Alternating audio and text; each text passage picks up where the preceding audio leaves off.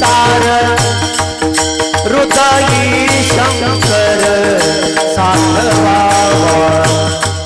हृदयी शंकर साधवा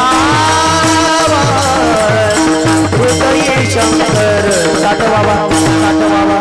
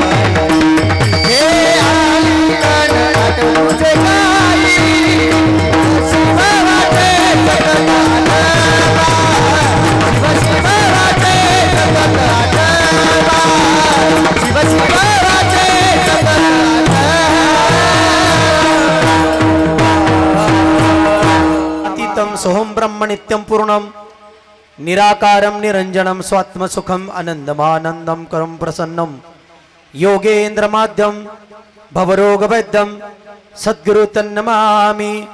गुरुर्ब्रह्मा गुरुर्विष्णु गुरुर्देवो महेश्वरा गुरु साक्षात परब्रह्म तस्मै श्री गुरुवो नमः। जयंचे केल्या स्मरण होय सकळ विद्येचे अधिकरण हे वंदो चरण श्री सद्गुरूंचे ते नमस्कारुणी आता।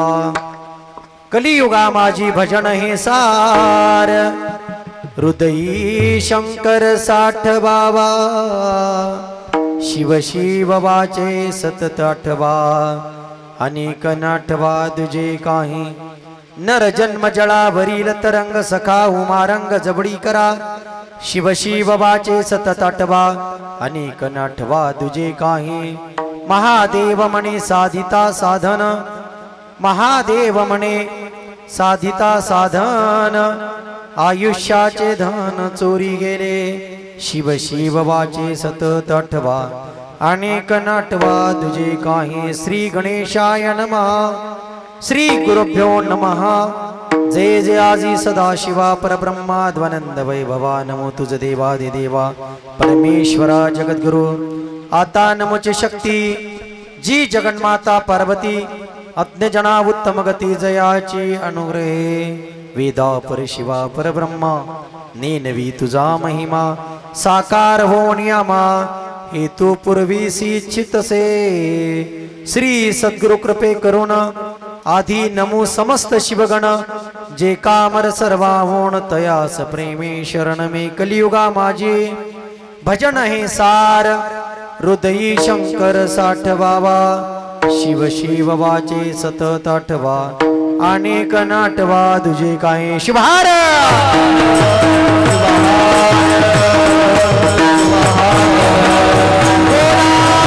संत शिरोमणी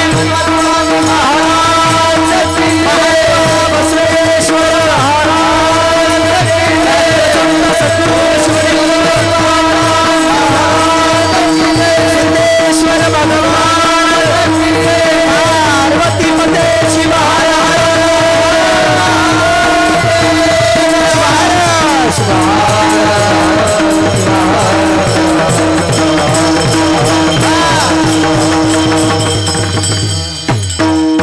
कलियुगा माझी भजन हे सार हृदयी शंकर साठवावा शिव शिवबाचे सतत आठवा अनेक नाठवा तुझे काही प्रस्तुत प्राप्त प्राप्त प्रसंगी प्राप्त समयी गेल्या वर्षिक 1 वर्षापासून नित्य नेमानं प्रतिवर्षाप्रमाणे याही वर्षी श्री क्षेत्र सांगवी या गावामध्ये जवळजवळ पाहिलं तर पंचकृषीमध्ये अनेक सप्ते उभारलेले आहेत, अनेक सप्त्यांना अनेक दिवस झालेले आहेत. पण सांगवी या गावाला कमीत कमी संप्रदायामध्ये येऊन सप्ताह सुरुवात करून किती वर्ष झाले? 2 वर्ष झाले. म्हणजे आता तुम्ही दुसरी मध्ये गेला आहात. किती मध्ये गेलात? दुसरी मध्ये. पहिली मध्ये तुम्ही किती टक्क्यांनी पास झालात हे मला माहित नाही, किंवा पहिली ढकलपास झालात का हेही मला माहित नाही. पण दुसरी मध्ये आल्यानंतर उत्कृष्ट अशा प्रकारची माईक सिस्टम, उत्कृष्ट अशा प्रकारचं यूट्यूब, उत्कृष्ट अशा प्रकारचे कलाकार, उत्कृष्ट अशा प्रकारचं गान वादन, गायक, मृदंगाचार्य, गायनाचार्य, या सर्वांचा जो मिलाप आहे, या सर्वांचं जे संयोजन आहे, या सर्वांचं जे नियोजन आहे, मी म्हणेन आजपर्यंत 50 वर्ष जे सप्ते केलेले गाव आहेत त्यांना जे जमलं नाही ते या सांगवी गावाने फक्त आणि फक्त 2 वर्षाच्या कार्यकर्तेमध्ये केलेल्या. त्यांच्यासाठी टाळ्या वाजवा. शिवार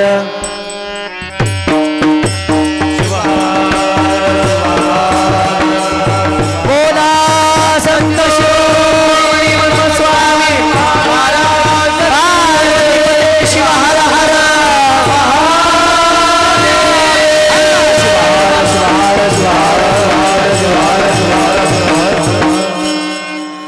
अभंगाची पूर्व पीठिका केवळ 1 मिनिटामध्ये सांगणार आहे. कलियुगा माझी भजन हे सार, हृदयी शंकर साठवावा. या यावत जीवाला किंवा या कलियुगातील जीवाला, या मृत्यू लोकातील जीवाला मोक्ष प्राप्तीचं किंवा भगवंत प्राप्तीचं साधन काय आहे? संत श्रेष्ठ महादेव प्रभू आपल्या अभंगाच्या माध्यमातून सांगत आहे. बाबांनो, तुम्ही आम्ही जगत असलेला, तुम्ही आम्ही जीवन व्यतीत करत असलेला, किंवा तुम्ही आम्ही ज्या मृत्यू लोकावर जन्म घेतलेला आहे त्या मृत्यू लोकाची कारकिर्दी, त्या मृत्यू लोकाचा काळ वेळ कोणता आहे? तर त्या काळ वेळामध्ये आम्ही जन्माला आलेला आहोत. त्या काळाचं नाव आहे कलियुग. म्हणून या कलियुगामध्ये भगवत प्राप्तीसाठी कोणता उपाय आहे? कलियुगा माझी भजन हे सार. काय आहे सार? सार एकच आहे, केवळ आणि केवळ भजन. भजन या शब्दाचा अर्थ कळाला का तुम्हाला? भगवान शंकराच्या डमरूतून निघालेला भज हा शब्द आहे, आणि त्या भज या शब्दाचा अर्थ आहे भजन. तो भजन म्हणजे काय आहे? ते भजन करावं कसं? त्या भजनानं भगवंत प्राप्ती होती कशी? आणि ती भजन करण्याची पद्धत या कलियुगामध्ये कोणती आहे? कलियुगा माझी भजन हे सार, हृदयी शंकर साठवावा. शिव शिव वाचे सतत आठवा, अनेक नाठवा तुझे काही. बाबांनो, या कलियुगामध्ये तुम्ही काही करू नका. केवळ आणि केवळ शिव शिव या 2 अक्षराचा मंत्र जर जपलात तर तुम्हाला बाकी काही करण्याची गरज नाही. साधकांनी महादेव प्रभूंना प्रश्न विचारला, ओ महादेव महाराज, पिठीवर बसलेले महादेव महाराज म्हणणं गेलो. कोणते महाराज म्हणालो? संत श्रेष्ठ महादेव प्रभू. ओ महाराज, तुम्ही आम्हाला सांगत आहात कलियुगामध्ये आल्यानंतर भजन करा, शिव शिव या शब्दाचा जप करा, पण हे तुम्ही आम्हाला का सांगत आहात? महाराजांनी त्याचं उत्तर दिलं. काय उत्तर आहे महाराज? संत श्रेष्ठ महादेव प्रभू म्हणू लागले, बाबांनो, या कलियुगामध्ये तुम्ही अल्प आयुष्य आहात.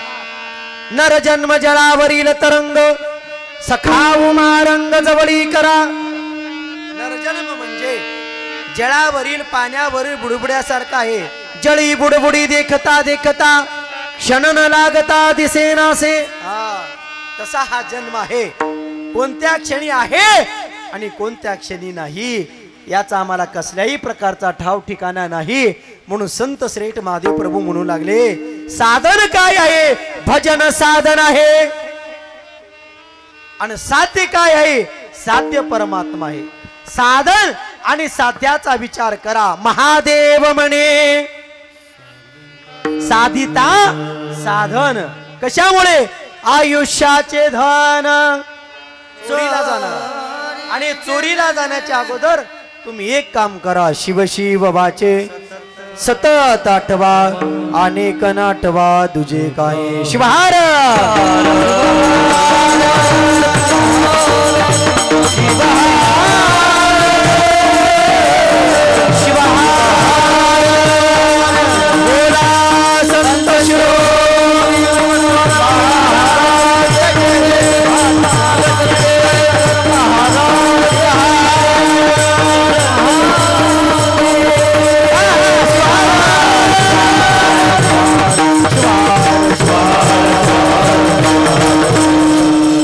अभंगाची पूर्वपेटिका संपलेली आहे. परिहार असा आहे. प्रतिवर्षाप्रमाणे चालत असलेला अखंड शिवनाम सप्ताह आणि या सप्त्यातील वर्ष दुसरे आणि कीर्तनही दुसरं.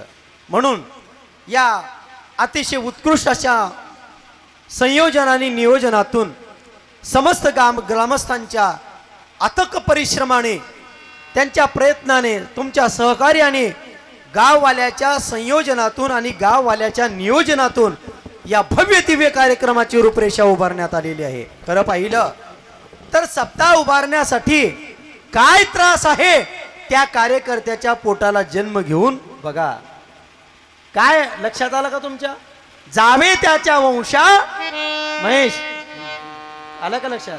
आता तुम्हाला फक्त माईक सिस्टम लावली की आयतं गायचं आहे तर एवढा त्रास आहे. मग या लोकांना एवढा सरबारकी करायची असेल, एवढी लोक जमवायची असेल तर त्यांना काय त्रास असेल. पाण्यामध्ये मासा झोप घेतो कैसा आणि जावे त्याच्या वंशा तेव्हा कळे. तसं अथक परिश्रमातून या कार्यकर्त्याने अतिशय सुंदर अशा प्रकारे कार्यक्रमाची रूपरेषा आखलेली आहे. मी सर्वप्रथम या कार्यकर्त्यांना अभिनंदन देतो, धन्यवाद देतो आणि त्यांचं आयुष्य आणि आरोग्य वाढावं हीच प्रभू ईश्वरांच्या चरणी प्रार्थना करतो. आणि त्यांची प्रार्थना भगवंतापर्यंत पोहोचवावी म्हणून त्यांच्या कार्याला सलाम करण्यासाठी तुम्ही टाळ्यांचा कडकडाट करा. परिहार संपलेला आहे, पूर्वपट्टिका संपलेली आहे. आता आपल्याला अर्धा ते पाऊण तास कीर्तन बघायचं आहे. नेमकं काय आहे, माऊली आपल्याला काय सांगण्याचा प्रयत्न करतात. संत श्रेष्ठ महादेव प्रभूने आपलं जीवन व्यतीत करण्याच्या अगोदर मानवी जीवनाला काय सांगून गेलेलं आहे. संत सांगण्यासाठीच जन्माला आलेले आहेत, बस बाकी काहीच सांगायचं नाही. संत सांगण्यासाठीच जन्माला आलेले आहेत. आम्ही वैकुंठवासी आलो याचे कारणासी आणि बोलिले जे ऋषी साच भावे वर्ताया. अरे ऋषी मुनींनी जी सांगितलेलं आहे, साधू संतांनी जी सांगितलेलं आहे, त्याच परंपरेची पुनरावृत्ती करण्यासाठी आम्ही परत जन्माला आलेलो आहोत का?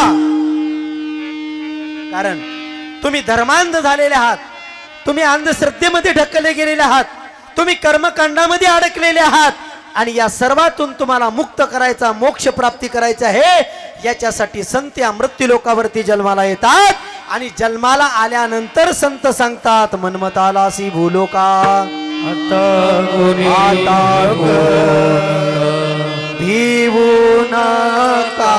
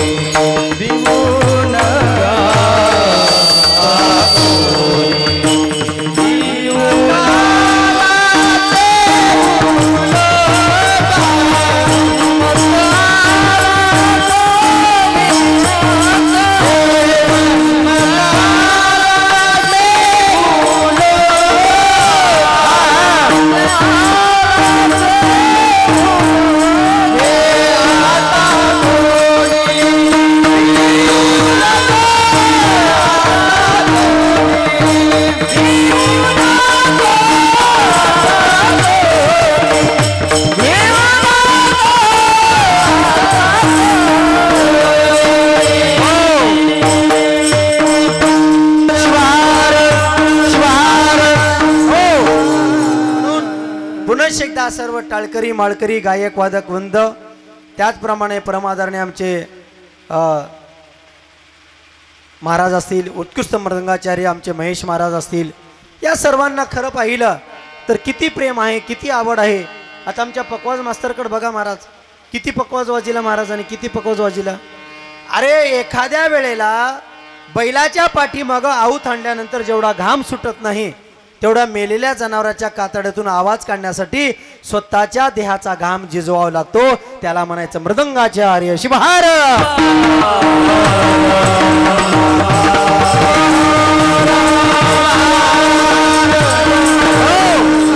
आणि मोठ्या धाडसाने एक वाक्य बोलून जाणार आहे मी महेश, कारण मला धाडसानच बोलायची सवय बरं का. बरोबर.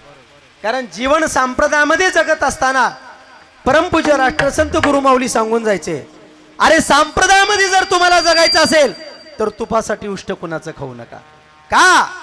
कारण संप्रदायामध्ये जर तुम्हाला वाघासारखं जगायचं असेल तर जे जे साधू संतांनी मोठ्या हिमतीने आणि निस्वार्थतेने सांगितलेलं आहे ते ज्ञान प्रत्येकाच्या हृदयापर्यंत नेऊन पोहोचवा, ते खरी संप्रदायाची पुनरावृत्ती आहे. शिवहार.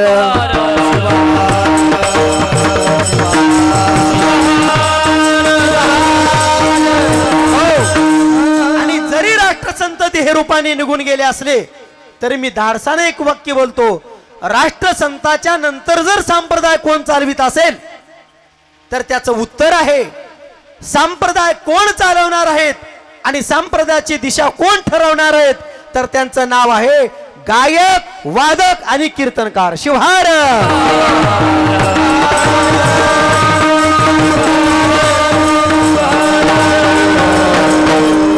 आता बाकीच्याची मी निंदाही करणार नाही आणि त्यांची स्तुती करायचा तर विषयच नाही महाराज. म्हणून संप्रदायाला उज्ज्वल दिशा मिळावी, नवे नवे संप्रदायाला सोन्याचे दिवस यावे म्हणून या लोकांनी खूप कष्ट केलेले, खूप परिश्रम केलेले आहेत. आणि म्हणून संत श्रेष्ठ महादेव प्रभूंचा सेवेकरिता निवडलेला 4 चरणाचा धुमाळी कलियुगाचं महत्व सांगणारा अभंग आहे. काय म्हणतात माऊली? संत श्रेष्ठ महादेव प्रभूंचं जीवन म्हणजे काय आहे. काल संत श्रेष्ठ महादेव प्रभूंची जयंती झाली महाराज, बऱ्याच लोकांना माहित नाही. संत श्रेष्ठ महादेव प्रभूंची समाधी कुठे आहे हेही बरेच लोकांना माहित नाही. शैलेजा ते तुम्हाला माहित आहे का? तुम्हाला फक्त कुठल्या गावामध्ये सप्ताह एवढंच माहित आहे. आलं का लक्षात? आप्पा बाकी लोकांना आपल्याला काहीच माहित नाही, फक्त सप्ते ठोकायचे, सप्ते हप्ते याच्या पुढे आम्हाला काही माहित नाही. संत श्रेष्ठ महादेव प्रभूची जर समाधी तुम्हाला बघायची असली तर वाईच्या जवळ, साताऱ्याच्या जवळ एकदम संत श्रेष्ठ महादेव प्रभूंची समाधी आहे. काय समाधीचं महत्व आहे 1 मिनिटामध्ये सांगतो. संत श्रेष्ठ महादेव प्रभूंचे गात्यामध्ये अभंग सापडतात आणि महादेव प्रभूंचे अभंग संपल्यानंतर महादेव महाराजांचं जीवनही संपलं आणि महादेव प्रभूंना त्यांच्या वंशजांनी सार्वजनिक स्मशानभूमीमध्ये नेऊन दफन केलं, अंत्यविधी केली. स्वप्नात आली एका कुणाच्या? महाराज कोमट्याच्या स्वप्नामध्ये आली, वाई गावच्या. आणि त्या कोमट्याच्या स्वप्नात महाराज आल्यानंतर महाराजांची एक स्वतंत्र समाधी व्हावी अशी त्यांची इच्छा होती. तो उठला कोमटी आणि त्या कोमट्यानं सांगितलं, सर्व समाज बांधवाला जमा केलं आणि त्यांनी सांगितलं महाराजांना जाऊन 1 वर्ष झालेलं आहे आणि 1 वर्षाच्या त्याच तिथीला, त्याच वाराला, त्याच नक्षत्राला महाराज माझ्या स्वप्नामध्ये आलेले आहेत आणि काहीही करा पण महाराजांची समाधी उकरून त्यांची एक स्वतंत्र समाधी बांधा. लोकांना आश्चर्य वाटलं. तरी त्या कोमट्याच्या आग्रहास्तव गावातली सगळी मंडळी कुठे गेली? स्मशानामध्ये गेली. आणि महाराजांची जी अंत्यविधी केलेली जागा होती त्या जागेवर उकरायला लागली. उकरतात उकरतात उकरतात आणि 1 वर्षानं ज्या वेळेला तो देह बाहेर काढला, जणू की आत्ताच माणूस गेलाय का एवढं तेज त्यांच्या चेहऱ्यावर आजही आहे. तेव्हा लोकांना कळालं की संत श्रेष्ठ महादेव प्रभू हे सर्वसामान्य नव्हते, अवतारिक होते, संत होते, परंपरेतले होते, महान शिवभक्त होते. त्यावेळेला त्या कोमट्यानं आपल्या अंगणात स्वतंत्र जागा दिली आणि त्या जागेमध्ये गेल्या शेकडो वर्षापासून आजही दिमाकामध्ये तिथं पहाडी आणि पाषाणाच्या एकदम सुंदर अशा घडंकृत मध्ये ती समाधी आजही उभी आहे. कधी जर साताऱ्याला गेलात तर महादेव महाराजांच्या समाधीच्या दर्शनाला जावा. शिवहार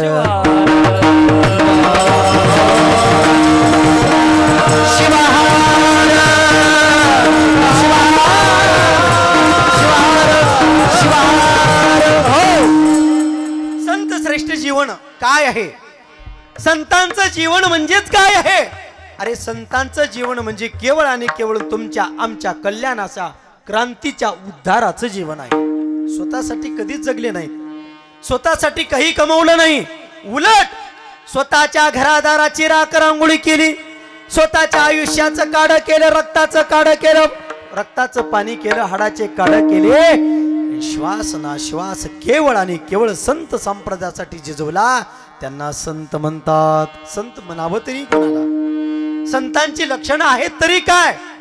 या विश्वामध्ये कुणी कुणाचं ऐकायला तयार नाही. मृदंगाचार्य बापाचं लोक ऐकायला तयार नाही आणि सासूचं सून ऐकायला तयार नाही. पण आम्ही संताचं 400-450 वर्षापासून काय ऐकतो? काहीतरी सामर्थ्य आहे, काहीतरी विद्वत्ता आहे आणि त्यांचं ऐकल्यानंतर आमच्या जीवनाचं कल्याण होणार आहे, आमच्या जीवनाचा उद्धार होणार आहे. कुणामुळे उद्धार होणार आहे? तर संताचं ऐकल्यामुळे उद्धार होणार आहे. एवढं संताकडे आहे तरी काय? संताकडे परमार्थाचा साठा आहे, संताकडे प्रपंचाचा अनुभव आहे आणि तो अनुभव तुम्हा आम्हाला प्रकट करतात. अभंगी निरूपण अनुभविले ज्ञान आनंद शिवदासा सर्व शुभ कल्याण किंवा अनुभवाविन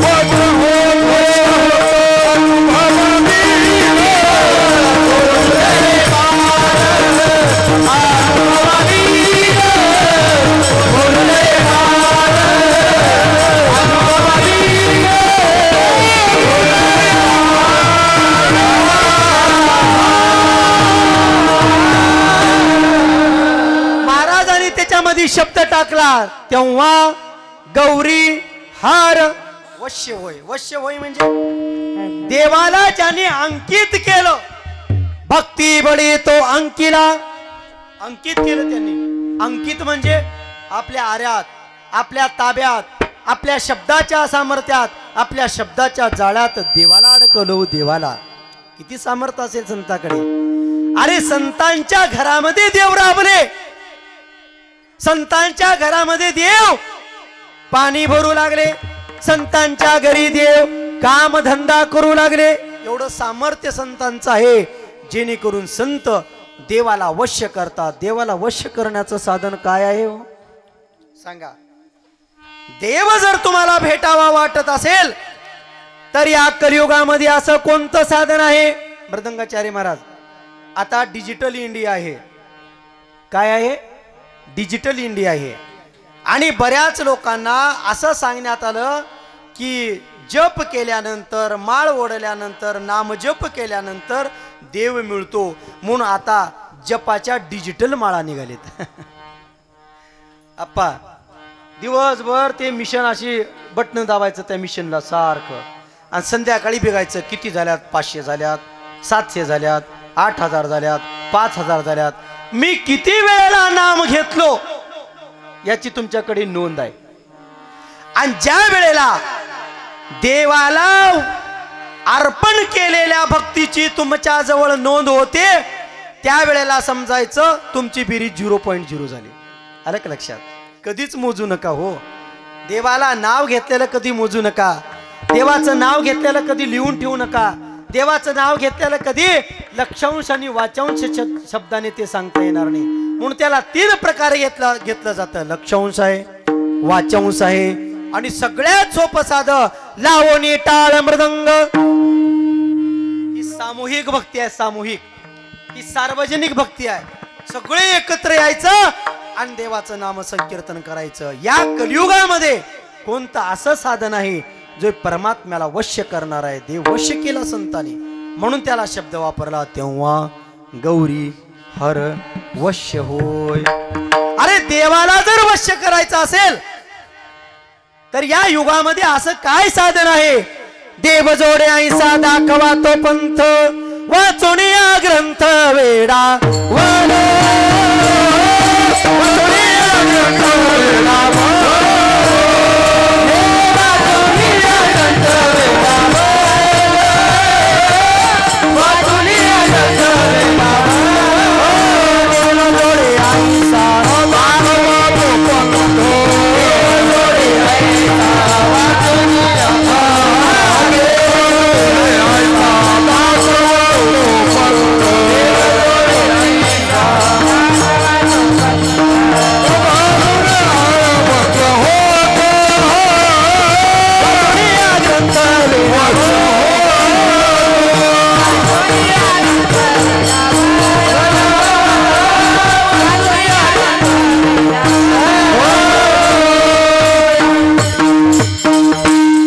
संप्रदायामध्ये संतांनी उभारून हात सांगितलं, भाविकांनो, माई बापांनो, सांगा, मला तुम्हाला जाहीर प्रश्न विचारायचा आहे.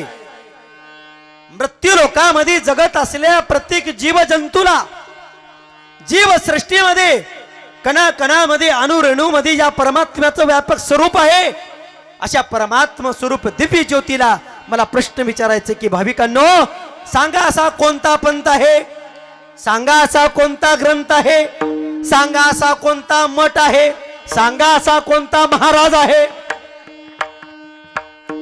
की जेणेकरून तुम्हाला या भक्ती पंथाचं ज्ञान प्राप्त करून देणार आहे. सांगा. भरपूर पानं चाळली ग्रंथांची, ग्रंथांची पानं चाळून, ग्रंथांची पानं चाळून ग्रंथांच्या पानाची कोपरेच राहिले नाहीत, निघून गेले, फाटून गेले. पण आम्हाला कळालं नाही. देव जोडे ऐसा दाखवा तो पंथ, वाचून या ग्रंथ वेडावलो.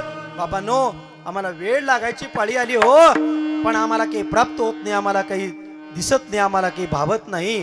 त्यावेळेला संतांनी सांगितलं, या सर्व कर्मकांडाचा त्याग करा. का? कारण तुम्ही ज्या युगामध्ये जन्माला आलेला आहात ना, ते युग म्हणजे कलियुग आहे. आणि कलियुगामध्ये इतरत्र साधन करून देव प्राप्ती होत नाही. म्हणून संत श्रेष्ठ महादेव प्रभू जिज्ञासू होते, अभ्यासू होते आणि सर्वसामान्य जीवाबद्दल त्यांच्या अंतकरणामध्ये कळवळा होता. ऐसी कळवळ्याची जाती परी लाभाविन प्रीती, संत उदार उदार भरले अनंत भांडार. काय केलं संतांनी? मग संत श्रेष्ठ महादेव प्रभू कलियुगामध्ये जन्माला आलेले आहेत, पण संत श्रेष्ठ महादेव प्रभू सत्ययुगाचा अभ्यास करायला सुरू करू लागले. का केला अभ्यास त्यांनी? 4 युगाचा अभ्यास करायला सुरुवात केली. कोणत्या युगामध्ये कोणतं साधन मानवी जीवनाला उपयोगी आहे. म्हणून सत्ययुगाचा ज्या वेळेला अभ्यास करू लागले, त्यावेळेला सत्ययुगाचा विषय महाराजांनी सांगून टाकलं. सत्ययुगाचा आयुष्य 18,72,000 वर्षाचा आहे. अप्पा, या युगामध्ये माणसाला आयुष्य 1,00,000 वर्ष आहे. या युगामध्ये माणसाची उंची 12 हात उंच आहे. आणि या युगामध्ये भगवत प्राप्तीचं साधन तपश्चर्या. म्हणून भगवान शंकराला उमा विचारते. उमा, उमा म्हणजे पार्वती. देवा, असे कैलासामध्ये डोळे मिटून बसू नका. डोळे मिटलं म्हणजे प्रश्न सुटत नाहीत. उघडावं लागतं, लोकांकडे बघावं लागतं. त्यांच्या जीवनाचं कल्याण तुम्हालाच करायचं आहे, कारण तो कल्याणाचा दाता आहे. कल्याण स्वरूपी कल्याणी रमण नामही कल्याण प्रदजन स्वरूपी कल्याणी रमण.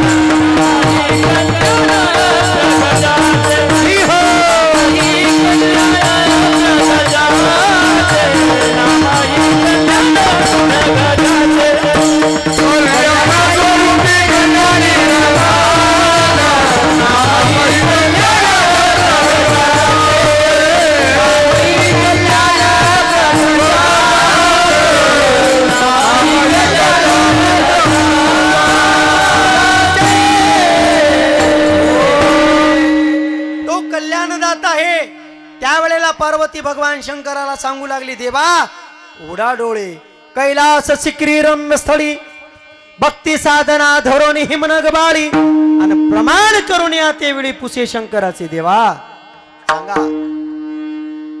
तपश्चर्या योग कठीण न साधे संसारी राहून, त्या कारणे सेवा वेवन मग होय तपसिद्धी.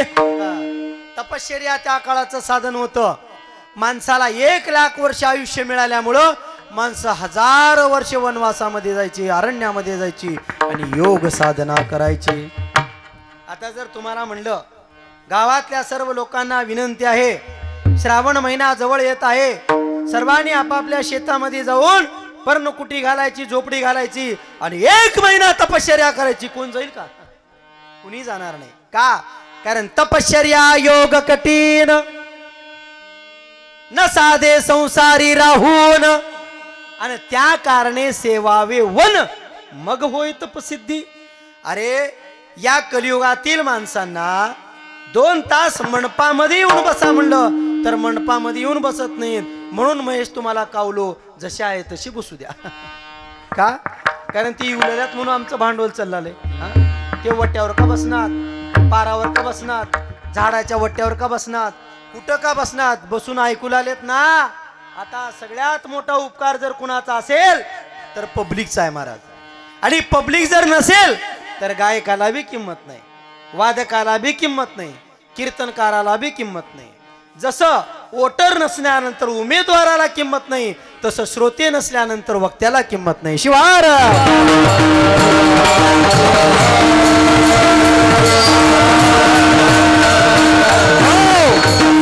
आणि म्हणून संत श्रेष्ठ महादेव प्रभूनं सत्ययुगाचं ज्ञान सांगितलं. काय सत्ययुग किती वर्षाचं आहे, त्या युगामध्ये माणसाला आयुष्य किती आहे, आणि त्या युगामध्ये मोक्ष प्राप्ती पाहिजे असं तर काय करावं लागेल? तपश्चर्या. जमेल का? जमणार नाही. 2 तास कीर्तनामध्ये मांडी न काढता बसा म्हणलं तर महाराज आम्हाला जमत नाही. कोपर दुखलाले, मान दुखलाले, कंबर दुखलाले, जमत नाही आम्हाला ते. मग एवढे वर्ष तपश्चर्या कसे करणार आम्ही? करायचं नाही, कारण ते या युगामध्ये सत्य नाही. सत्ययुग संपला, द्वापार युगाला. आता द्वापार युगाचं आयुष्य सांगतो. या युगामध्ये माणसाला माणसाचं या युगामध्ये या युगाचं आयुष्य आहे 12,72,000 वर्षाचं. या युगामध्ये माणसाची उंची आहे 8 हात उंच, आणि या युगामध्ये माणसाला आयुष्य आहे 1,00,000वरलं 1 शून्य निघून गेले. पकवाज मास्तर किती राहिले? 10,000 वर्ष.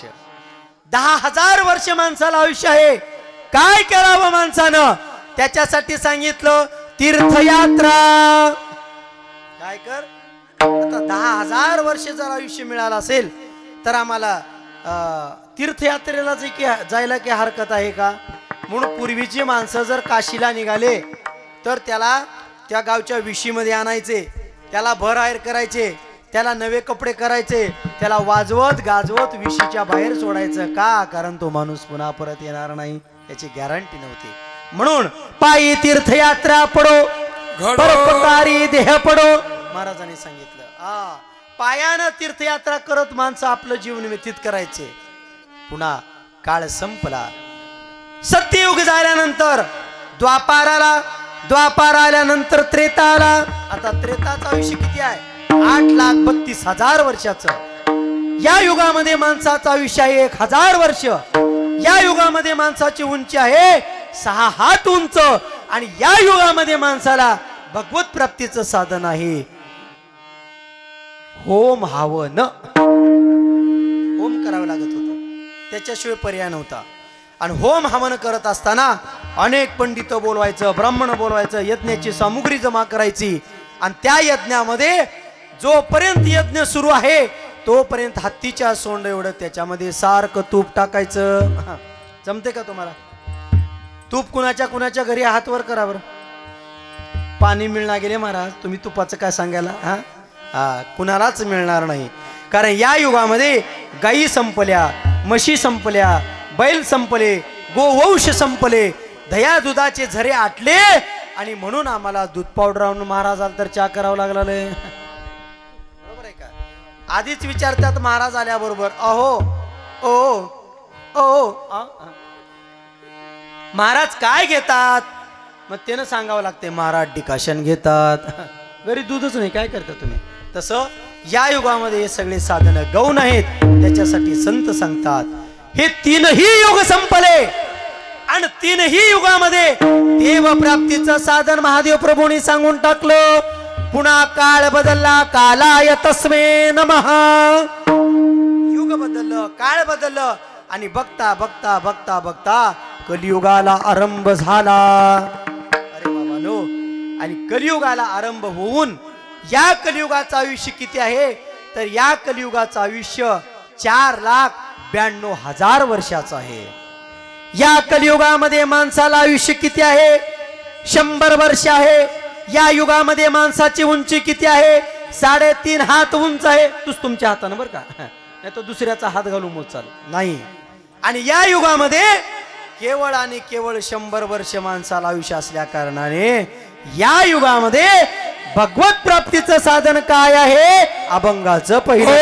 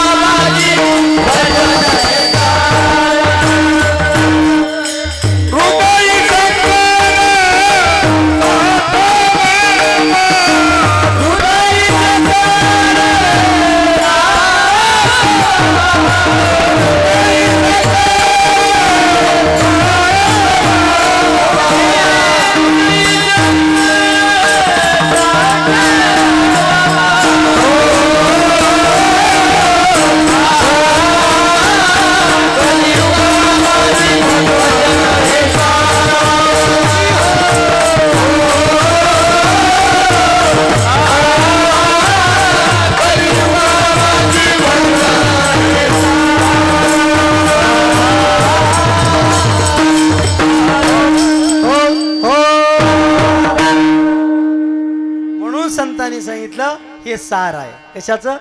भजनाचं. आठवलं का तुम्हाला काहीतरी? घरी काय आहे, शेतात काय आहे, मनात काय आहे, या सगळ्याचा विसर पडला ना. हा, आणि ते विसर पडण्याचं साधन जर कोणतं असेल तर हा शिवनाम सप्ताह आहे महाराज. फक्त इथंच आनंद आहे हो, नाही बाकीचा कुठे आनंद. घरादारामध्ये, प्रपंचामध्ये, संसारामध्ये, भावभावकीमध्ये, गावकीमध्ये सगळे उणे दुणे, एकमेकाबद्दल द्वेष, मत्सर, अहंकार, अभिमान, इगो या सगळ्यांनी भरभरून आम्ही उरलेलो आहोत. आणि त्याची कुठेतरी संपुष्टता व्हावी, ती कुठेतरी कमी व्हावं म्हणून गावकऱ्यांना शिवनाम सप्त्याची गरज भासली. शिवनाम सप्ताह करावा वाटला. का? माझं गाव सुफलाम व्हावं, माझं गाव सुफलाम व्हावं, माझं गाव स्वच्छ व्हावं, माझं गाव निर्मळ व्हावं, माझं गाव पवित्र व्हावं, याच्यासाठी हा सगळा अट्टहास आहे. अभिनंदन करतो बरं का तुम्हाला. कारण अनेक गावामध्ये आज जातो आम्ही आणि अनेक गावची वेगवेगळी वातावरण बघतो. पण या गावामध्ये एवढी शिस्त दिसली मला. अरे, जेवलेल्या माणसांचं पात्र जरी उचलून टाकायचं असलं तर त्याला ट्रॅक्टर आणि ट्रॉलीची व्यवस्था केलेली आहे. एवढी तंतोतंत व्यवस्था हे या नांदेड जिल्ह्यातलं पहिलं गाव आहे ज्यांनी एवढी सुंदर व्यवस्था केलेली आहे. नाहीतर घे दुरण की टाक, घे दुरण की टाक. आमच्या गावात तर जेवत्यात जेवत्यात पत्रवाळी दुरण घेतात आणि जन अन्नदान केले त्याच्याच घरापुढे टाकून जातात. अशिबिकी नग आहेत. म्हणून भजन काय आहे याचा अर्थ तुम्हाला कळावा. सप्ताह कशासाठी करावा याचा अर्थ तुम्हाला कळाला. माय बापानो, सप्ताह म्हणजे स्वच्छता आहे. सप्ताह म्हणजे खऱ्या खोट्याचा निवाडा आहे. सप्ताह म्हणजे गावामध्ये निवडणूक न होता बिनविरोध पंचायत निवडून यावी म्हणजे सप्ताह आहे. हे कळालं पाहिजे तुम्हाला.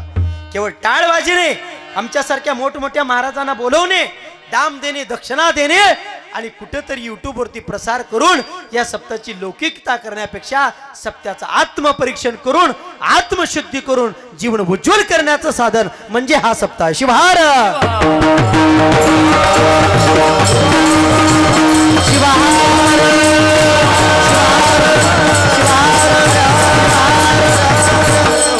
म्हणून संत श्रेष्ठ महादेव प्रभूंनी अभंगाच्या पहिल्या चरणामध्ये काय सांगितलं? कलियुगा माझे भजन हे सार. सार काय आहे? कारण बाबानो, कृता त्रेता द्वापर आणि या तिन्ही युगामध्ये माणसाला देव प्राप्तीचे साधन खूप कठीण आहेत. ते तुम्हाला जमणार नाहीत, ते तुम्हाला प्राप्त होणार नाहीत. कारण का? सगळ्यात महत्वाचा तुमच्या पुढे तेवढं आयुष्य नाहीये. ज्याच्या पुढे आयुष्यही नाही, ज्यांच्या पुढे भविष्यही नाही, ते माणसं जीवनामध्ये क्रांती करू शकत नाहीत. ते माणसं देव प्राप्ती करू शकत नाहीत.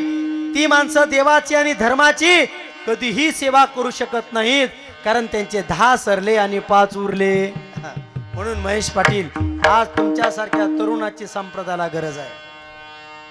महाराज, आज तुमच्यासारख्या नवयुवकाची संप्रदायाला गरज आहे. कशासाठी? वरी पांढरा आहे पण खाली काळा आहे. ही गरज आहे. राष्ट्रसंतांना हे तरुण अपेक्षित आहेत. राष्ट्रसंतांना हे भजने अपेक्षित आहेत. राष्ट्रसंतांना हे गायक वादक गाजलेले पुरस्कार घेतलेले अपेक्षित आहेत. मी निंदा करत नाही कुणाची, पण खरं बोलल्याशिवाय राहत नाही बरं का मावा. म्हणून संप्रदायामध्ये सगळ्याला दासते. बालाजी पटेल म्हणले की अरे बापरे, इस्तवाला हात लाव, परत त्याच्या नादाला लागली म्हणतात. का? तुम्हाला हे कळायला पाहिजे. अरे तुमचा पोशाख कसा असला पाहिजे, तुमचं आचरण कसं असलं पाहिजे, तुमचा आचार विचार उच्चार. अरे तुम्हाला असं पोशाखामध्ये बघितले रे बघितले तर लोकांनी साष्टांग दंडवत घातलं पाहिजे. शरणात महेश पाटील. तुम्ही जर बरबडेन जीन पॅन्ट लिहून येऊ लागलो तर काहीच फरक नाही महाराज. म्हणून संप्रदायाला सोन्याचे दिवस यावे म्हणून माझ्या राष्ट्रसंताने जन्मभर भगवलेवलं नाही. जन्मभर भगवलेवलं नाही. का भगवलेवलं नाही? मी जर भगवलेवलो तर त्या भगवाचं मला तंतोतंत पालन करता येणार नाही. त्याचं पथ्य मला सांभाळता येणार नाही. म्हणून राष्ट्रसंताच्या अंगावर कधी भगवं नव्हतं महेश. लक्षात घ्या. का? भगवं लिहणं म्हणजे साधी गोष्ट नाही. भगवं म्हणजे अग्नीचं प्रतीक आहे आणि त्यामध्ये क्षणाक्षणाला पळापळाला जळावं लागतं. त्याग करावा लागतो. अहंकाराचा नायनाट करावा लागतो. निस्वार्थ सेवा करावी लागते. त्या माझ्या गुरुमाऊने केली. गुरुमाऊली शिवलिंग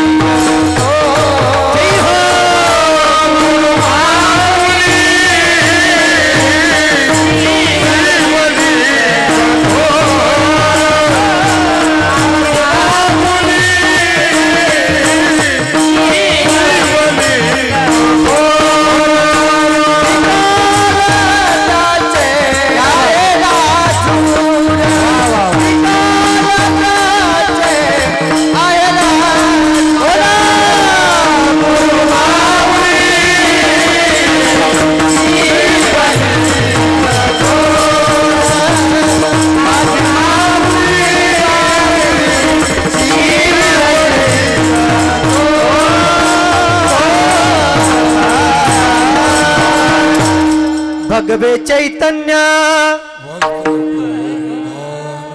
हाती घेऊनी भगवे दिशान पायी चालते कपिला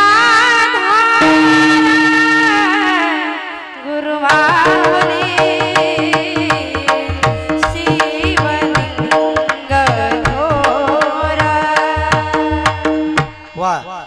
येते नंबर 1 बरं का. माणसं निवडून ठेवला बरं का. निवडून म्हणजे जसं गव्हातले खडे बाजूला टाकून देतात आणि निक्क निक्क जसं लागते का नाही तसं तुमच्या गावाला निक्कच लागते हो सगळं. कीर्तनकार बी निके घेतले, गायक वादक बी निके ठेवले, माईक सिस्टम बी निकीच आणली बरं का. आणि त्यातल्या त्या यूट्यूब बी निकच आणलं महाराज. म्हणून साधन कळावं माणसाला काय आहे, देव प्राप्तीचं साधन या कलियुगामध्ये काय आहे, केवळ आणि केवळ भगवंताचं नाम संकीर्तन आहे. म्हणून 3 युगाचं ज्ञान सांगता सांगता महाराजांनी सांगितलं की बाबांनो तुमच्या पुढे आयुष्य कमी आहे. याग, जप, तप, व्रत, वैकल्य, उपासना या गोष्टी करण्यामध्ये काही अर्थ नाही. यज्ञाच्या वाटा टाकिल्या मोडोनी तीर्थाला गे जाणे खुंटविले किंवा योग याग तप प्राणायामध्ये कली माझी देख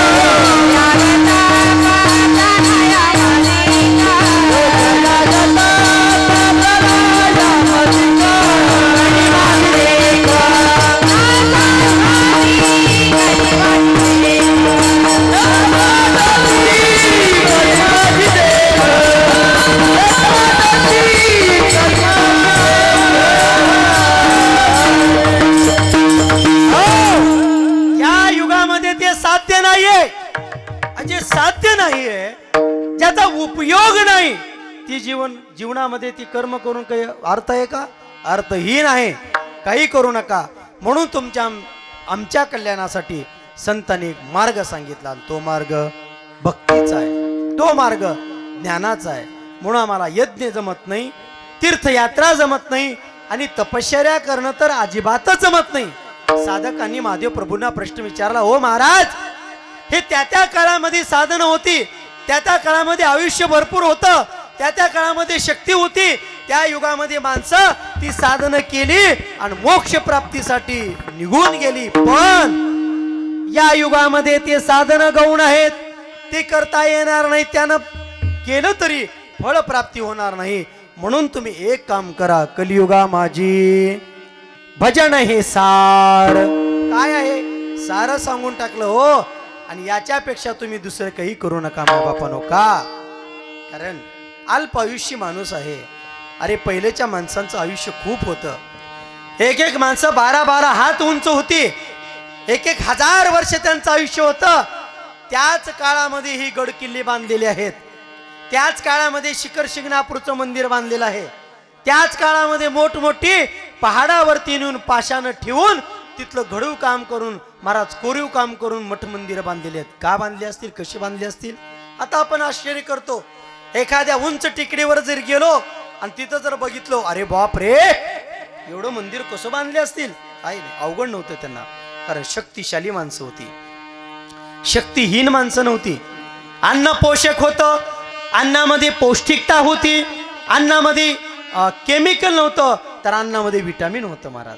आज अन्न बदललं. काय अन्न खातो आम्ही? अहो अन्न सोडून द्या, अन्नाच्या नावावर आज विष खातो आम्ही. विष हे कधी लक्षात आले का तुमच्या? अरे बघा आज ही धोतर घातलेली माणसं, आज ही पैजाम्यावर असलेली माणसं, आज ही टोप्या लेवलेली माणसं, बघा त्यांच्याकडे. अरे 25 वर्षाच्या तरुणाला लाजवेल असं तेज आजही त्यांच्या चेहऱ्यावर आहे. का? कारण त्यांनी दही खाल्लेले, त्यांनी तूप खाल्लेले आहेत, त्यांनी दूध खाल्लेले आहेत, त्यांनी कुस्कुरून भाकर खाल्लेली आहे, त्यांनी चटणी खाल्लेली आहे. जवसाची असेल, कारळाची असेल, शेंगदाण्याची असेल. आता तुम्हाला काय मिळालंय? तुम्हाला युग ऐकायला मिळाले, खायला काय बी मिळणार. बसोप्पा तुमच्या घरी काय? उठल्याबरोबर चहा, आणि चहा बरोबर मग ती आई म्हणते, बाळा ए पिल्लू. कशाचं पिल्लू आहे? मग त्या पिल्ल्याला उठती त्या, मग ती पिल्लू ब्रश करतोय आणि ब्रश केल्याबरोबर एक गिलास भरून माय त्याला चहा देत्या. मग त्या गिलासामध्ये पाव काय बुडवतोय, टोस्ट काय बुडवतोय, ब्रेड काय बुडवतोय, पतंजलीचे बिस्किट काय बुडवतंय आणि ते खाते महाराज. शिळं अन्न, विटलेलं अन्न, नासलेलं अन्न ते पोरग खाल्ल्यानंतर त्याला असं पोट गुप्पच्या गुप्प धरते आणि त्याला 12 वाजेकोना भूकच लागत नाही. का बरं भूक लागत नाही? 12 वाजेकोना त्याला भूक लागली म्हणून माय त्याला टोस्ट देत्या, पाव देत्या, ब्रेड देत्या. इकडं माय बी व्हॉट्सअपला चॅटिंग करायला, फेसबुकला चॅटिंग करायला मोकळी. आलं का लक्षात? म्हणून लक्षात ठेवा माय बापानो, राग येऊ देऊ नका. आपल्या लेकरांना चहा कधीच देऊ नका. चहा मुक्त घर करा. पहिली अट आहे, चहा मुक्त घर करा. दुसरी अट आहे, घरामध्ये टोस्ट, ब्रेड, पाव हे कधीच आणू नका. घरामध्ये जर तुम्हाला पौष्टिक अन्न शिजवायचं असेल आणि आपलं लेकरं जर दष्टपुष्ट पाहिजे असतील तर मी एक काम करतो, सांगतो तुम्हाला. रात्री उसळ करायचं, भिजू घालायचं. हरभरे भिजू घाला, तुरी भिजू घाला, उडीद भिजू घाला, मूग भिजू घाला आणि रात्रीतून ते भिजले, मोडक्या फुटल्या की सकाळी त्याला फोडणी द्या, कमी तेल टाकून. नाहीतर तुम्हाला तेल लई टाकायची सवय लागली सध्या. असं भाज्यावर काय तरंग येते महाराज.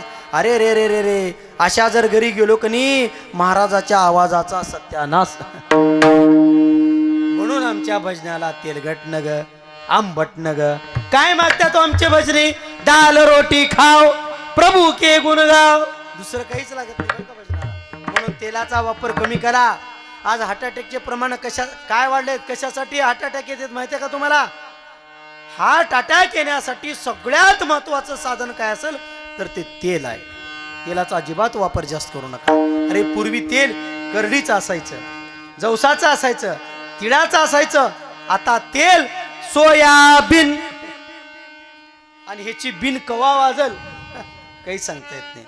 सोयाबीन मध्ये नुसतं तेल राहत नाही, त्या सोयाबीन मध्ये एक नळी तेलाची राहते आहे आणि दुसरी नळी केमिकलची राहते महाराज.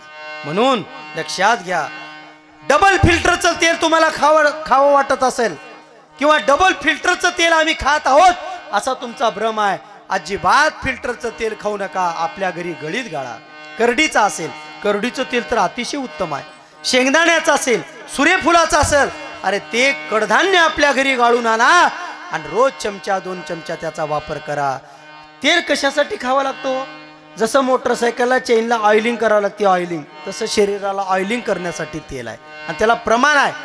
एका दिवसातून 1 चमचा तेल खायचं शास्त्र विज्ञान सांगतं.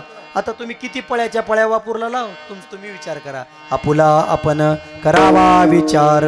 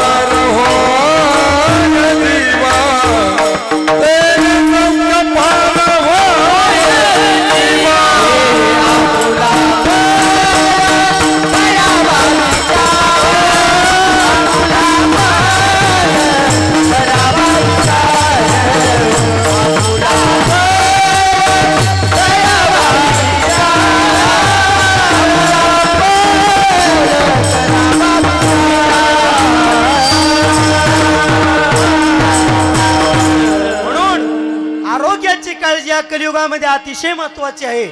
किती प्रॉपर्टी आहे याला महत्व नाही, आरोग्य किती उत्तम आहे. Health is better than wealth. आरोग्य हीच संपत्ती आहे. काय करावं, काय करावं? आमच्या भागातलं सांगतो. 25 साखर कारखान्याचा मालक होता. 25 साखर कारखाने होते महेश त्याच्या घरी. 25 साखर कारखाने होते. त्याच्या पुढे जाऊन सांगतो किती ऑइल मिल होत्या की किती फॅक्टऱ्या होत्या की काहीच नाही महाराज.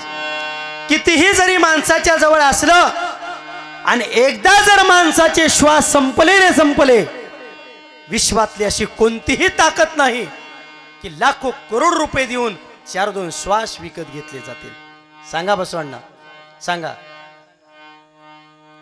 काही जरी झालं तर भगवंताने निर्माण केलेलं आयुष्य आहे, भगवंताने निर्माण केलेली ही गाडी आहे, याला चावी देऊन अगोदरच पाठवलेलं आहे. तुम्ही जर जत्रेमध्ये गेलात कुठल्या आणि ते लहान लहान लेकराला खेळणीसाठी आपण चावीच्या गाड्या आणतो, चावीच्या, असं त्या गाडीला जेवढी चावी दिलेली आहे तेवढीच गाडी पळते. जेवढा आम्हाला श्वास मिळालेले आहेत तेवढीच गाडी पळते, तिच्या पुढे पळत नाही महाराज. हा 25 कारखान्याचा मालक होता. 25 कारखान्याचा. काय झालं शेवटी? श्वास थांबला. श्वास थांबल्यानंतर डॉक्टर विचारू लागले आता काय करायचं. त्यावेळेला घरचे आले आणि घरच्यांनी सांगितलं डॉक्टर साहेब 4 दिवस तर जवळजवळ गेले म्हणून जाहीर करू नका. अंगठे कापले, ठसे कापले, डोळे काढले, स्वित्झर्लंडला नेले, लाखो करोड रुपये आणले, आपापसात वाटून घेतले.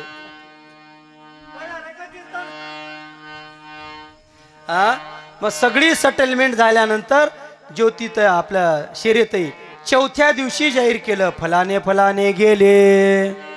का बरं सांगणार तुम्हाला मी? मानवी जीवनाला मिळालेला श्वास केवळ आणि केवळ भगवंताची देण आहे. आणि हा श्वास कुठे पिकत नाही, किडनी कुठं विकत नाही, हार्ट कुठं पिकत नाही. कुठला तरी शेतकरी ऐकलाव का 2 एकर किडन्या पेरलाव, ऐकलाव का? हा या वर्षी मी रक्ताचा रस गाळणार आहो. कुणी म्हणलंय का? जमणार नाही ते. अरे रक्त किती कमी पडलं तर चढो चाल, पण रक्ताचा एक थेंब तुम्ही निर्माण करू शकत नाही. ते आरोग्य आणि ते आयुष्य या युगामध्ये आम्हाला भगवंताने दिलेलं आहे आणि त्या भगवंताच्या मर्यादेमध्ये आणि त्या निसर्गाच्या सानिध्यामध्येच आम्हाला राहावं लागतं. शिवार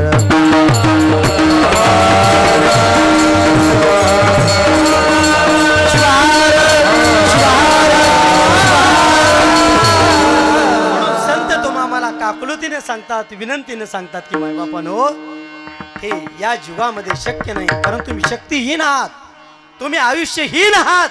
काय भजनासी उरलेगा? किती उरणार आहेत तुमचे भजनासाठी? किती उरणार आहेत? केवळ 365 दिवसामधून 7 दिवस भजन आहे.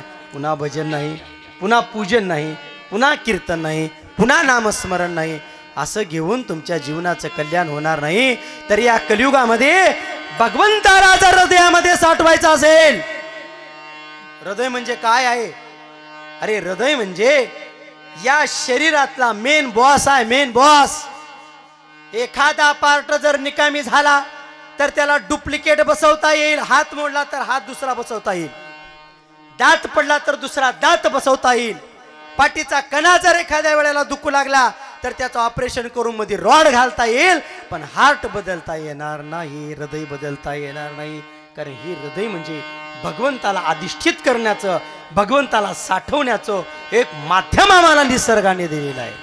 आणि त्या हृदयामध्ये जर देव साठवायचा असेल तर सप्ताह टू सप्ताह भजन करून दिन जमना. आपल्याला बक्कळ वाटलं रे देव भेटाव, देव भेटाव, देव माझ्या चट्ट मिनार हृदयातून बसा वाटला रे, पण बसना देव. का बरं बसना? कारण आमचं भजन कसं आहे, जुम्मे को जुम्मा. अशा भजनानं देव मिळायचा नाही. म्हणून या कलियुगामध्ये तीर्थयात्रा नको, होम हवन नको, कर्मकांड नको, अंधश्रद्धा नको. मग काय करावं महाराज? अरे एका जागी बस, 2 ओठांनी 2 अक्षराच्या नावाचा जप कर. ते अक्षर म्हणजे कोणते आहे? तो शिव शिव वाचे सतता शिव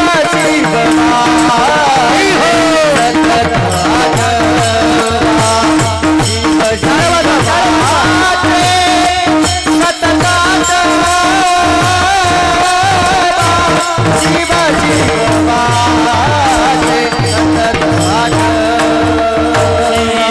शिव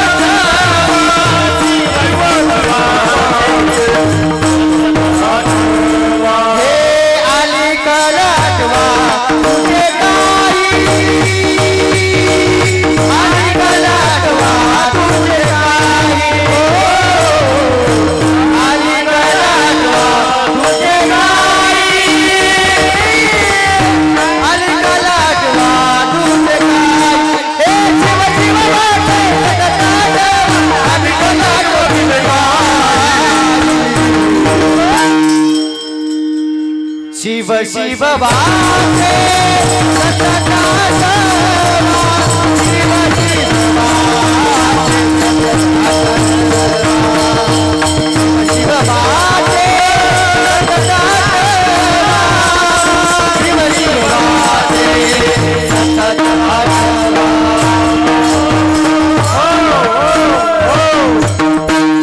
माऊलीने अभंगाच्या दुसऱ्या चरणामध्ये सांगून टाकलं, काहीच करू नका या जन्मामध्ये. या युगामध्ये तुम्हाला बाकीचे साधन करण्यासाठी वेळ नाहीये, आयुष्य नाहीये. मग ठाईच बैसोनी करा आणि आवडी अनंत आळवावा. काय करायचे बाबा? काही नाही महाराज. पूजा केली नाही केली चालते, विभूती लावली नाही लावली चालते, आंघोळ केली नाही केली चालते, जेवण केलं नाही केलं जमतंय, जेवावं लागतंय. हा, आंघोळ एखाद्या वेळेला नाही केलं तर चालतंय, पूजा एका वेळेला नाही तर चालतंय, पण जेवण मात्र करावं लागतं. काय हरकत नाही म्हणणार संतांनी, भरपूर जेवण करा. पण एक लक्षात ठेवा, सर्व काही करा पण ध्यानी निज ध्यास. कवडी कवडी द्रव्य जोडा लक्ष क्षिती, पण वेळोवेळा किती गाई नाम. संसारातच राहा. संन्यास घेतलं, मठावर बसलं म्हणजे देव मिळत नाही. त्याच्या पुढे जाऊन सांगतो महाराज, सुखे हा संसार करा स्त्री संगती, पण वेळोवेळा घेती गाईना. अरे बाबा नो, 99% संत हे संसारी होते, प्रपंचिक होते आणि सर्वांनी संसारामध्ये राहूनच मोक्ष मिळवला, मुक्ती मिळवली. म्हणून संत तुम्हा मला सांगतात, शिव शिव वाचे सतत आठवा आणि कनाटवा, तुझे काही दुसरं काहीच करू नका. कारण तुम्हाला विश्वामध्ये दुसरं करण्याची संधी नाही. का? तुम्ही शक्तीहीन आहात. तुमच्या अंगातला आज घाम निघायला तयार नाही. पूर्वी माणसं कष्ट करत होती, काबाड कष्ट करत होती, मेहनत करत होती. पूर्वीच्या महिलांना दळण होतं, कांडण होतं, भांडण हे सगळं होतं महाराज. आणि म्हणून ती धष्टपुष्ट होत्या. बघा पहिल्यांच्या महिलांना विचारून, किती लेकरीत आजी म्हणलं की कमीत कमी 8, 10, 12. आता हम दो हमारे दो. मग ती बी व्यवस्थित डिलिव्हरी नाही, सिजर करावं लागलेले. का बर?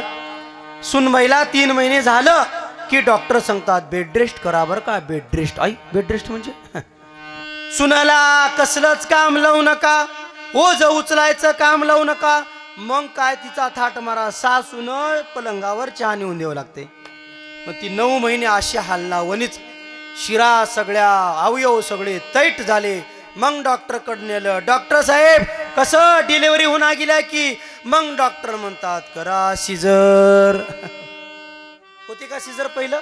नाही हो. आज बी बघा, ती ऊस तोडायला जाणारी माणसं, ती ऊस तोडायला जाणारी लमानी मंडळी, अरे महाराज, त्यांच्या सुना, त्यांच्या लेकी, त्यांच्या मुली ऊसाच्या फडामध्ये आजही बाळंतपणी होतात.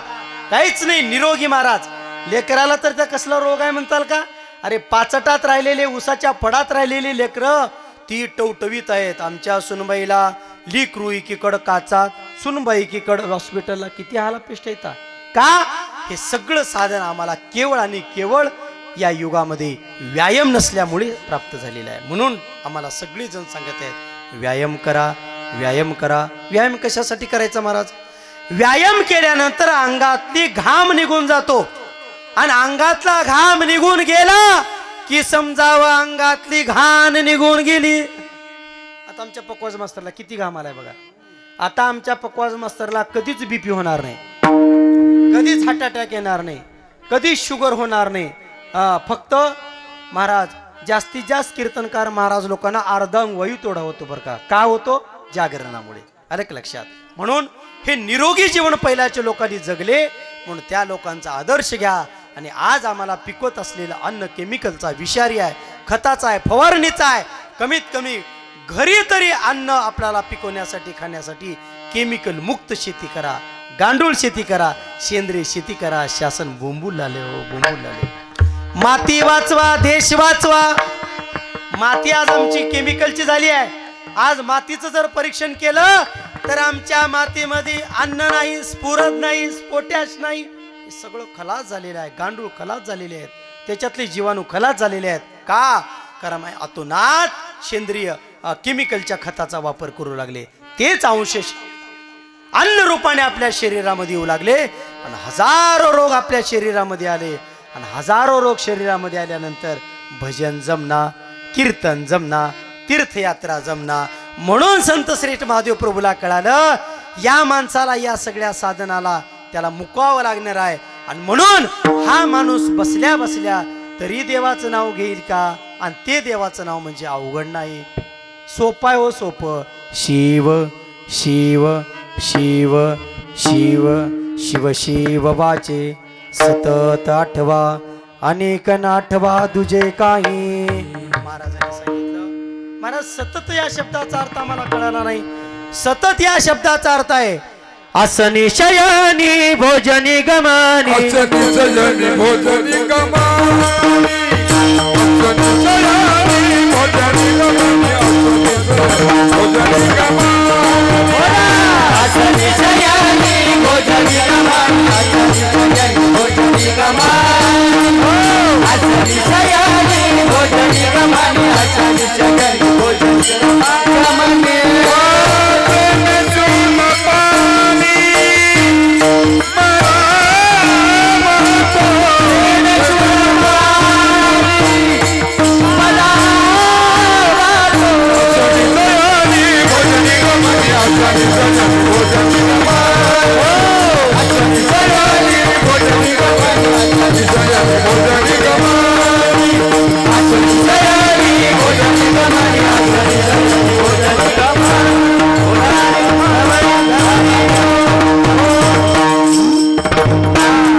म्हणून महाराजांनी सांगितलं ते नाव कसं घ्यायचंय?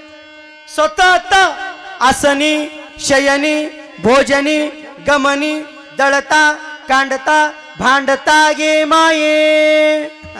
आणि असं नाव घेतल्यानंतर तुमच्या हृदयामध्ये देव साठला जातो. दुसरं काही करायची गरज नाही. साधकांनी महादेव प्रभूला प्रश्न विचारला, हो महाराज सततम कीर्तितम तो यामी, सतत नाव आम्हाला का घ्यायला सांगत आहात? कारण माणसा तुझा जन्म म्हणजे पाण्याच्या बुडबुडावरला, हेरे बुडबुड्यावरला. तुम्हाला माहित आहे का? बऱ्याच तरुणांना आम्ही म्हणतो भजनाकडे या, माळ घाला, टाळ घ्या, चाली म्हणा, भजन करा. मग अनेक तरुण आम्हाला म्हणतात महेश नाही हो, हे का वय आहे का आमचं भजनाचं? आता तुमचं वय आहे का भजनाचं? तुमचं वय तंबाखू खायचं आहे, तुमचं वय गुटखा खायचा आहे, तुमचं वय दारू प्यायचं आहे. असं आहे लक्षात. तुला माहित आहे का 60 पर्यंत तू जाणार आहेस? तुला माहित आहे का तुझ्या बापाने लिहून ठेवलाय का कुठं 50शी गटणार आहे, 40शी गटणार आहेस? अजिबात तुला माहित नाही. कोण वेळ होय काय नाही देहा, होय काय, कोण वेळ होय काय, कोण वेळ होय काय, कोण वेळ होय काय, कोण वेळ होय काय, कोण वेळ होय काय, कोण वेळ होय काय, कोण वेळ होय काय, कोण वेळ होय काय नाही देहानी जय, कोण वेळ होय काय नाही देहानी जय, नाही देहानी जय, कोण वेळ होय काय, कोण वेळ होय काय, कोण वेळ होय काय, कोण वेळ होय काय, कोण वेळ होय काय. तुला माहित आहे का कोणती वेळ तुझ्यावर येणार आहे? काहीच माहित नाही. किती नियोजन करतो जीवनाचं आम्ही. आमच्या गावातली गट्टा आप्पा, आमच्या गावातली परवा माझ्या स्टेटसला बऱ्याच लोकांनी बघितल्याने फोन केला, अरे बाबा 2च मुलं आई वडिलाला, 2च मुलं, एक डॉक्टर आहे आणि एक इंजिनियर आहे. महाराज दोघंही पुण्याला राहिलेले आहेत. गेल्या वर्षी दोघांचे लग्न झालते. शिरेत आहे दोघांचीही लग्न गेल्या वर्षी झालते एकाच मंडपामध्ये. महाराज प्लॉट घेतला होता दोघांनी, दोघांनाही चांगल्या प्रकारची नोकरी लागली होती. दोन्ही मुली नोकरी, सुनाई नोकरीला आणि मुली नोकरीला. महाराज युनिकॉर्न नवी गाडी घेतली, नवी. आणि नवी गाडी घेतल्यानंतर आपल्या आई वडिलाला नवी गाडी दाखवा म्हणून डॉक्टर आणि इंजिनियर मोटरसायकलवरून पुण्याहून निघाले महाराज येरोळच्या दिशेने. काय सांगावं महाराज. अरे पुणे सोडल्याबरोबर 50 किलोमीटरवर नवी कॅट अशा प्रकारची युनिकॉर्न गाडी होती. महाराज कोण मागून उडून गेलं काहीच पत्ता नाही. आणि रात्रभर त्यांच्या अंगावरून किती गाड्या गेल्या याचाही पत्ता नाही. अरे कुत्रे आणि मांजरं जसं सडकच्या कडेला मरून पडावे तसं माणसाचं जीवन या विश्वामध्ये सुकाळ झालेलं आहे. माझ्या बापानो, वाहनाची संख्या अतोनात वाढली. रोड मोठे आणि सुसाट झाल्यामुळे गती आवरणं ड्रायव्हरला देखील कठीण आहे. मायबापानो काय सांगावं, दोन्हीच्या दोन्ही लेकरांची मुडदे ज्या वेळेला येरूळमध्ये आले, येरूळच नाही अख्खा आमचा परिसर महाराज हळहळून गेला. काय त्या आईवडिलाची अपेक्षा, काय त्या आईवडिलाने बघितलं असेल. अरे 2 मुलं ज्या वेळेला एकाच वेळेला त्यांची मुडदे आपल्या घरामध्ये आल्यानंतर त्या आईच्या आणि त्या वडिलाच्या हृदयाने काय म्हणलं असेल, कुणासाठी आम्ही बघून जगावं, कुणासाठी आम्ही जीवन जगावं. बरं त्या नवीन मुलींनी, नुकतंच लग्न झालेल्या सुनांनी त्यांचं जीवन उद्ध्वस्त झालं. कुणासाठी जगावं. अरे एखाद्या वेळेला चिमण्या बनून त्या पाखरं बनून दुसरे नवरी करून निघून जातीला, पण त्या आई वडिलांनी कुणाकडे बघून जगायचं. अरे 2 मुलं असलेले, डॉक्टर इंजिनियर झालेले, दिवस चांगले आलेले, दोन्हीच्या दोन्ही पवन आणि सुधीर अशा प्रकारचे दोघांची नावं होते. महाराज काय सांगावं, कोण वेळ होय काय नाही देहाचा निश्चय. म्हणून माऊली सांगतात, या देहाचा निश्चय नाही माई बापानो, या देहाचा निश्चय नाही का. पोपट उडून गेला, पिंजरा रिकामा झाला, याच्यातला देव निघून गेला रे गेला माई बापानो. या पिंजऱ्याची शोभा संपली म्हणून तुमचं जीवन क्षणिक आहे. अभंगाचं 3रं चरण.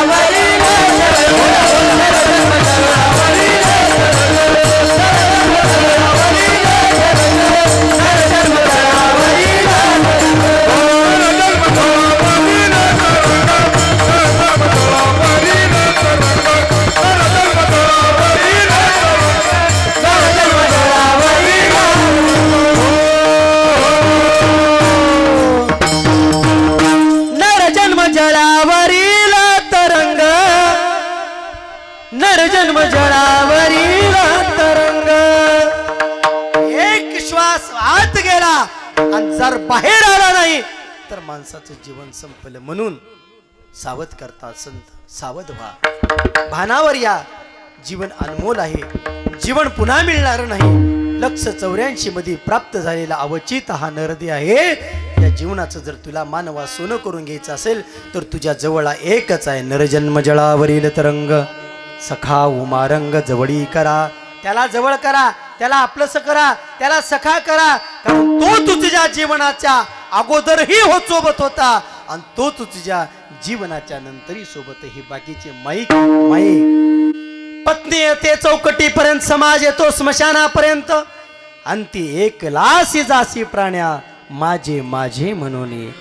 कोणतं नसून भजन हे साधन आहे आणि परमात्मा हा साध्य आहे. अभंगाचं शेवट. महादेव म्हणे साधिता साधन, महादेव म्हणे साधिता साधन, महादेव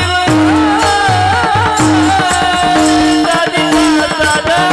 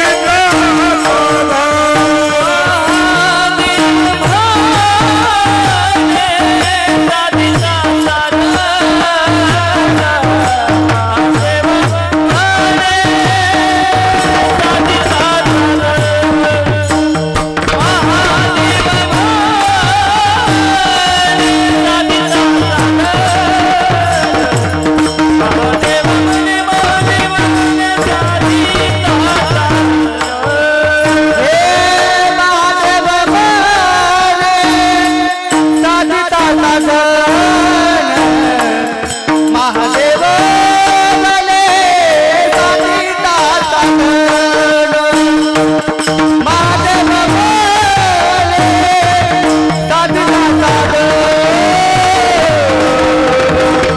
महादेव भले साधिता आदिशाचे धन चोरी गेले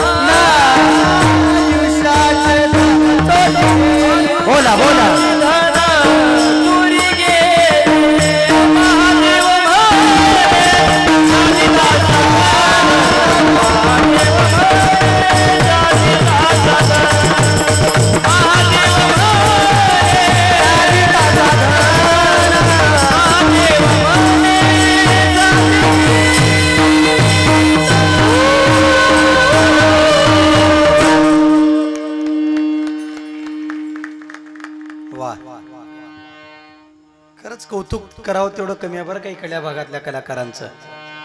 म्हणून मी वेळोवेळेला केव्हा केव्हा म्हणून जातो आप्पा, कीर्तनकाराची खान आहे लातूर जिल्हा आणि कलाकाराची खान आहे नांदेड जिल्हा. आता त्याच्यासोबत दुसरा एक उपमा सांगतो तुम्हाला. कलाकाराची खान तर नांदेड जिल्हा आहेच आहे, पण माईक सिस्टम देखील कुठं पाहावं तर ती नांदेड जिल्ह्यातच पाहावं. मला आमच्याकडे माईक सिस्टमचा एवढा आविष्कार आणखी झालेला नाही, म्हणजे लोकांना त्याचं महत्त्व कळत नाही. आणि जोपर्यंत या विज्ञानाच्या सामुग्रीचं महत्त्व आपल्याला कळणार नाही तोपर्यंत आम्हाला परमार्थ सोपा होणार नाही. म्हणून प्रतिवर्षाप्रमाणे अतिशय भव्य दिव्याने अतिशय नियोजनपूर्वक कार्यक्रमाची रूपरेषा तुम्ही आखलेली आहे. म्हणून सप्ताह कमिटीच्या सर्व सभासदांना, अध्यक्ष, उपाध्यक्ष, सचिव, सदस्य या सर्वांना पुनश्च अभिवादन देतो, धन्यवाद देतो. मायबापांनो, एक गोष्ट तुम्हाला जाता जाता मी सांगून जातो. जीवनामध्ये या सगळ्याला भरपूर आहे, सगळ्याकडे पैसा खूप झालेला आहे, सगळ्याकडे बँक बॅलन्स भरपूर झालेला आहे, पण समाजासाठी वेळ द्यायला आज कुणीच तयार नाही. मग कौतुक करावं कुणाचं? जे धर्मासाठी, जे संप्रदायासाठी, जे कार्यकर्ते जे गावासाठी वेळ देत आहेत, हा आपल्या जीवनातला अमूल्य वेळ हा केवळ तुमच्यासाठी खर्चत आहेत. का? कारण आपल्या गावाला वैभव प्राप्त व्हावं, आपल्या गावाला संप्रदायाचं महत्त्व कळावं, आपल्याला गावाला देव देश धर्माचं महत्त्व कळावं. म्हणून या कमिटीनं अतिशय चांगल्या प्रकारचं नियोजन केल्यामुळं त्यांचे पुन्हा एकदा अभिनंदन करतो, धन्यवाद देतो. गुणवंत कलाकार, गायक, वादक मंडळी, यूट्यूबवाले, माईक सिस्टम यांच्याही चरणावरती खरंच अभिनंदन करतो, धन्यवाद देतो. खरं ऑपरेटर भरपूर बघितले, पण 1 मिनिटही बटनावरलं बोट बाजूला काढलं नाही, त्याला जातीवंत ऑपरेटर म्हणावं बरं का. नाहीतर आमच्याकडे एकदा सिस्टम लावली की शेवटी काढून नेलाच येतात. लांबला कशाला सांगा, आप्पा माझ्यासोबत 8 दिवस होते. अशी बी परिस्थिती की गावागावामध्ये असू द्या, आज ना उद्या त्यांच्यामध्ये सुधारणा होईल असे ईश्वराच्या चरणावरती प्रार्थना करतो, दंडवत घालतो. आणि तुम्हा सर्व संत सज्जनांच्या मायबापाच्या चरणावरती पुनश्च अभिवादन करतो, दंडवत करतो. खरं पाहिलं बसवांना तर आज माझा कीर्तनाचा मूडच नाही आहे. कारण गावामध्ये आजच गावाचा प्रसाद झाला आणि बाहेर जरी महाराज म्हणून आम्ही मिरवलो असलो तर गावात चाकर म्हणून आपल्याला राहावं लागतं महाराज. आणि सगळे येणार जाण्याची सेवा, सगळं भजनी मंडळ, गायक, वादक, नियोजन सगळं स्वतःकडे असल्यामुळं एवढी माझी हैराण झाली, एवढी बेजारी झाली. तुमचं गाव सोडून जर दुसऱ्या गावची तारीख राहिली असती तर मोबाईल बी बंद आणि महाराज बी बंद. पण तुमच्या प्रेमास्तव आणि अतिशय सुंदर नियोजन असल्या कारणाने मला इथं यावं लागलं. तुमच्या प्रेमानं मला इथं खेचून आणलं आणि संप्रदायाच्या अतिशय जिज्ञेसेपोटी मला इथं यावं लागलं. म्हणून तुम्ही ही माझी सेवा गोड करून घेतलात म्हणून प्रभूंच्या आणि तुम्हा सर्व संत सज्जनांच्या चरणावरती पुनश्च अभिवादन करतो. आणि झालेली अल्पशी कीर्तनरूपी सेवा तुम्हा सर्व संत सज्जनांच्या चरणावरती समर्पित करून अल्पशा कीर्तनरूपी सेवेला येथेच विराम. गुरुराज